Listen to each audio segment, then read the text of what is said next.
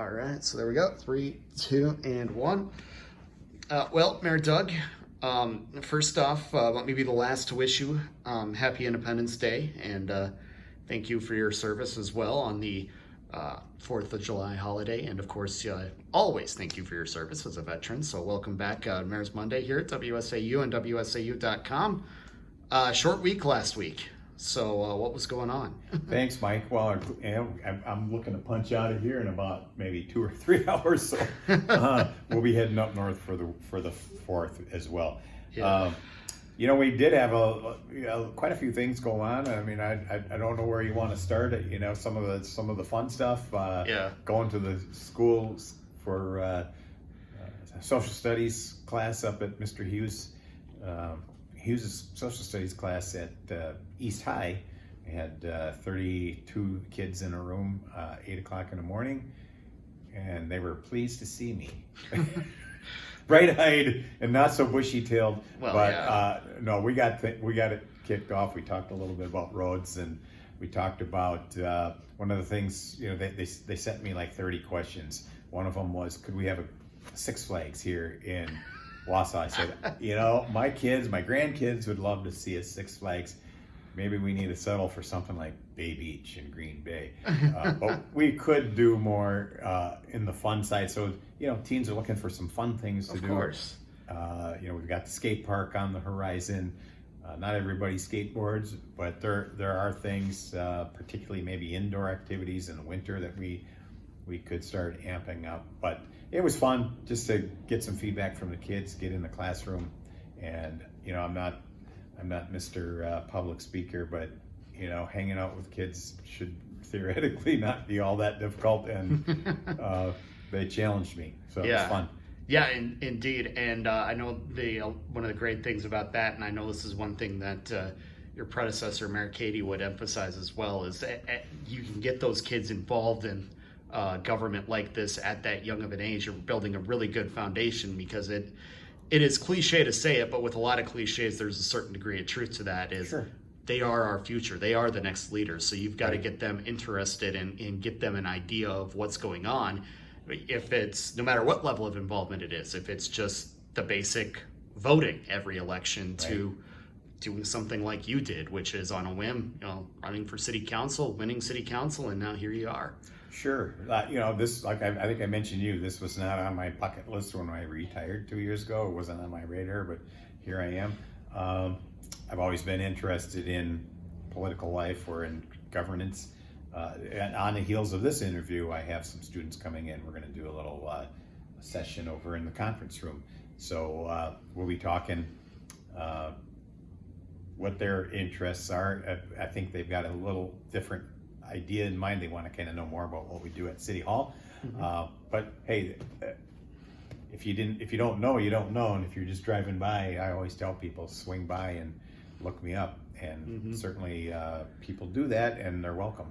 Yeah, indeed. And one of the things that happens often as mayor is you have to deal with the complaints about one of the most basic things in city government, and that's the streets. A lot of people will say that is the bare minimum that they want taken care of, and that is the city streets. And right now we've got the map over there. We'll show it in just a little bit, just exactly which streets in Wausau are in good condition and which aren't. You can venture a guess as to what dominates the list, but first, give us the elevator pitch of what you're proposing after what was a pretty mild winter last year. Sure. It's a pretty mild winter, and so it's not really rocket science. We didn't use as much snow. We didn't use as much snow plowing. We didn't use as much labor to keep the roads clean and clear. So we now are going to have some surplus money.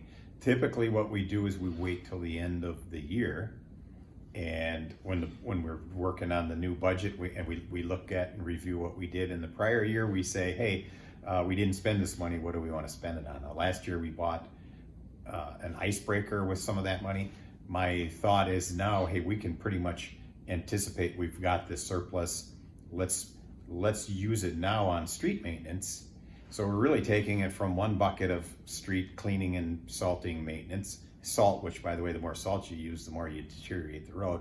And let's move it into some more asphalt overlay.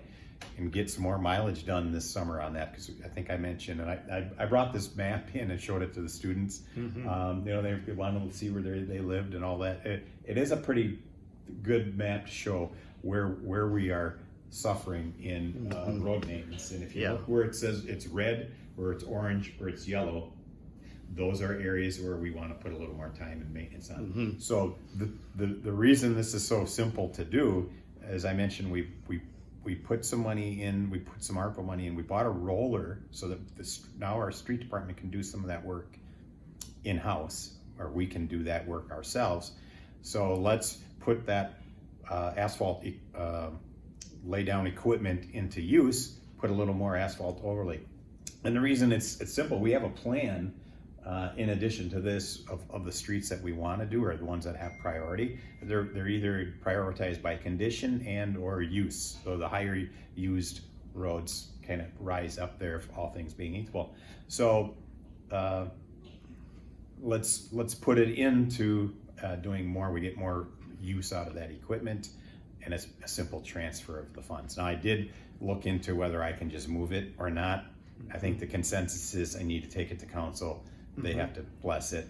And, we won't, if there's $500,000 left, clearly we want to save a little bit for the end of the year, because we'll have a December. But typically we can predict most of our snow doesn't come in November. Right.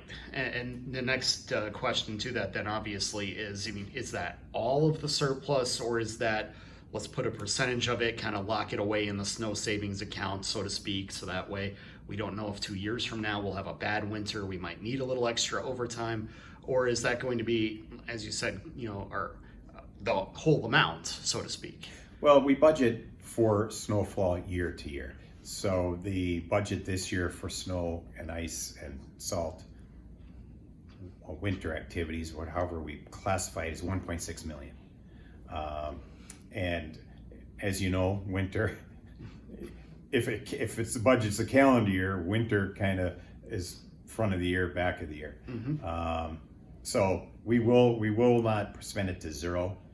We probably will save some, but I think it's safe to say the bulk of our spending, maybe 75%, we'd be able to move and keep a little bit of it toward the end of the year. But here's another thing is, we do plan for emergencies. So if there were an emergency, we're still going to plow the road. So it isn't like we're going to spend. And in addition, we'll always have the salt, because we keep it in the salt shed. In the salt shed. So we just will have to buy less at the end of this year. The salt will be there, and the sand will be there. It's the labor that then becomes the variable. Right. That we're going to have to control at the end of the year. Yeah, absolutely. And again, there's absolutely no way to predict that. There are meteorologists for a reason. WSAU. But Justin Lowe. Yeah, he says it'll be like that, exactly. But again, the point being, each year is going to be different. And I know some cities do like to put kind of a lockbox together of that, so that way they do have something to dip into if 2-3 years down the road there is an abnormally snowy winter. So, but what you're saying then is kind of, we can do both of these and still service the community as they would expect, right? Yes, life is about taking risks. I'm also not going to spend us into debt to put more surface down at the peril of potential not having people out snow plowing. So it's a balancing act, but I guess the bigger trick here is, let's use it now rather than wait till the end of the year. And I think we can reasonably predict, and we've been pretty good over the years. And maybe if you look back on the last 10, and maybe we can ask staff to do this. If you look back over the last 10 years, how many of those years did we bust the snow budget? Not very many. We've actually been pretty fortunate. Now, knock on wood, that could change this year. Of course. But dang it, we'll get the roads clean. Yeah, and that again goes hand in hand with what we're all dealing with right now in Wausau, which is still kind of the unknowns of what's going to happen with the property revaluation. Right. You got the city newsletter right there, and if anybody hasn't read that yet, of course, it does feature Doug's picture for the first time out of what's going to be the next dozen or so of those. But the words that keep getting thrown around are the unavoidability of a 10% hike in tax right now for some residents because of the citywide revaluation. Again, still too soon to tell exactly what that number is going to be, but where is the rough math on this coming right now? And I guess what do you want residents to know as we prepare for the season of building the budget, which is almost here? Sure. Well, I did put out a press release originally on this. We talked a little about it here.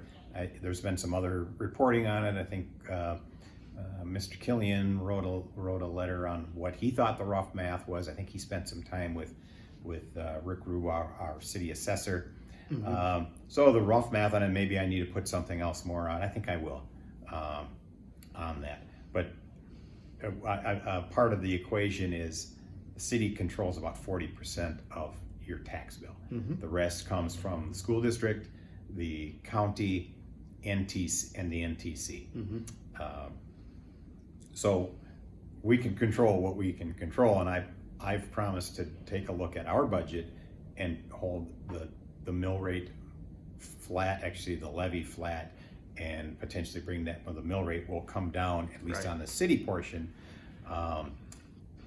So the trick there is with the revaluation with market rate is that not everybody went up uniformly. Some went up faster than others. So if you're in a home that went up faster than market, or not faster than market, but faster than average, and I think Tom explains that pretty well. If you went up greater than the 50% average, you're going to see a greater than average increase. Mm-hmm. And it's unfortunate, the homes that got hit the most, and we talked about this I think last time, are the ones in that little donut here of the city, your $75,000, $80,000, $90,000 homes that you bought 10 years ago are now $140,000, $150,000, $160,000. So you saw a potential doubling of your value, whereas if you had a $700,000 house up in wherever those are in the city, you didn't go to 1.4 million. You might have went to 750, 800. So you got a smaller bump in your assessment because the market isn't driving those houses. It's mm-hmm. driving that middle income center starter home, and it's really that it's a good news, bad news scenario.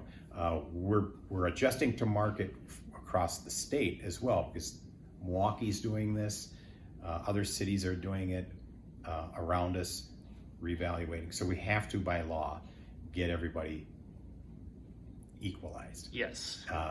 The uncomfortable part about it is when you have a volatile market, because now you're not seeing smooth, easy, consistent changes where your increase then is offset by your mill rate.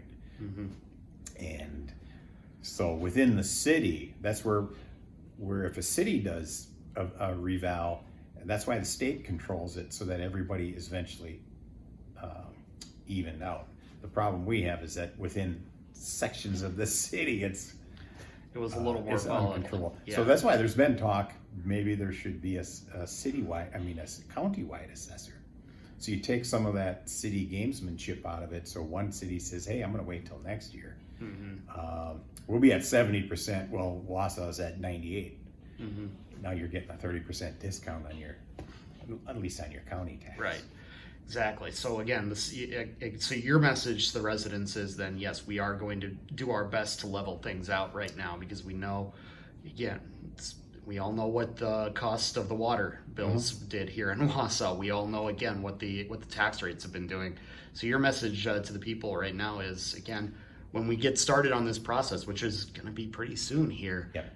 we are again going to be working to try and levy off that total spending plan. We're going to do our part to hold the price down, and it's not something you can come down house to house to house and say, hey, I'm going to try to lower your taxes specific. We're going to lower it on everybody as much as we can, and that will help. It definitely will help, and I think it also sends a signal to these other taxing entities, the appetite for, and they will be adjusting their rates down as well. Mm-hmm. But to what extent, that's their jurisdiction. but I think the appetite for more taxes, we're a highly taxed area. And here's another thing that I'd like to get in balance, and this is like a long term, maybe a 10-year thing. If you look back at 10 years ago at the percentage, and you can see this, I think it's listed on your tax bill, the percentage that goes to each entity, county, school district, NTC, and the city. The city was in about, the school district always was the highest.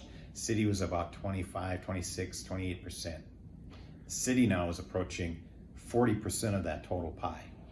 So over the years where other entities may have been holding flat, the city was nipping away. Okay.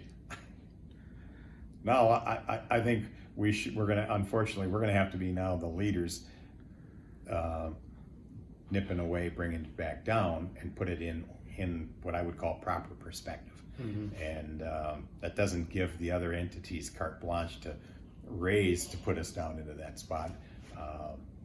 I mean, that's probably maybe a little too wonky, but ideally that would be the goal in 10 years, to see us back into that normal percentage. Yeah, I mean, naturally, you've got 4 pieces of it there. Naturally, everyone would be 25%, as you mentioned. Obviously, that's not always how it's going to work.